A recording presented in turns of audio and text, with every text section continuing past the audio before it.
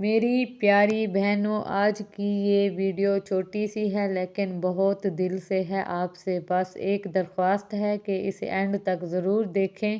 ہو سکتا ہے آج کی یہ چند باتیں آپ کا دل کا بوجھ ہلکا کر دیں اور ہو سکتا ہے آپ کو وہ سکون مل جائے جس کی آپ کو مدت سے تلاش ہے۔ السلام علیکم جی، آپ سب کیسے ہیں؟ امید ہے آپ سب ٹھیک ٹھاک ہوں گے۔ الحمدللہ ہم بھی خیریت سے ہیں۔ ہماری دعا ہوتی ہے آپ سب ہمیشہ ہنستی اور مسکراتی رہیں۔ آمین ثم آمین۔ اس دعا کے ساتھ آج کے ولاگ کا آغاز کرتے ہیں۔ تو جی آئیے شروع کرتے ہیں۔ میری بہنوں، اگر سسرال والے یا قریبی رشتہ دار بار بار تنگ کریں، بات بات پر لڑائی ہو، چھوٹی سی بات پر آواز اونچی ہو جائے، الزام لگ جائے اور آپ کے حصے میں صرف خاموشی آئے، تو آج کی یہ بات دل سے سن لیں۔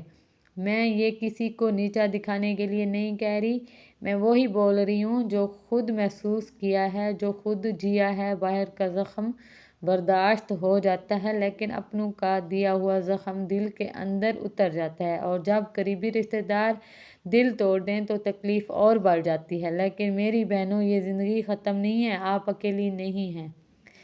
بہت سی بہنیں اسی مرحلے سے گزر رہی ہیں۔ آج میں آپ کو 5 ایسی باتیں بتا رہی ہوں جو واقعی کام کرتی ہیں۔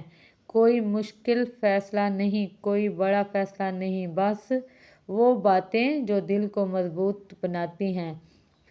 پہلی بات، ہر بات پر چپ نہ رہیں۔ خاموشی ہمیشہ مسئلہ حل نہیں کرتی، کبھی کبھی خاموشی مسئلہ اور بڑھا دیتی ہے۔ اپنی بات نرمی سے مگر اعتماد کے ساتھ رکھیں۔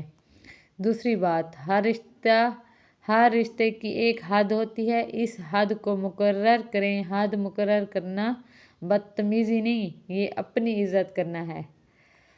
تیسری بات، خود کو کمزور نہ سمجھیں۔ آپ کمزور نہیں ہیں، بس آپ کو خود کو یاد دلانے کی دیر ہے کہ آپ مضبوط ہیں۔ جب آپ خود پر یقین کریں گی تو سامنے والا بھی سوچنے پر مجبور ہو جائے گا۔ چوتھی بات، ہر الزام کا جواب دینا ضروری نہیں، کچھ باتیں وقت پر چھوڑ دینا ہی بہتر ہوتا ہے۔ ہر بحث میں جینا ضروری نہیں، اپنا سکون بچانا ضروری ہے۔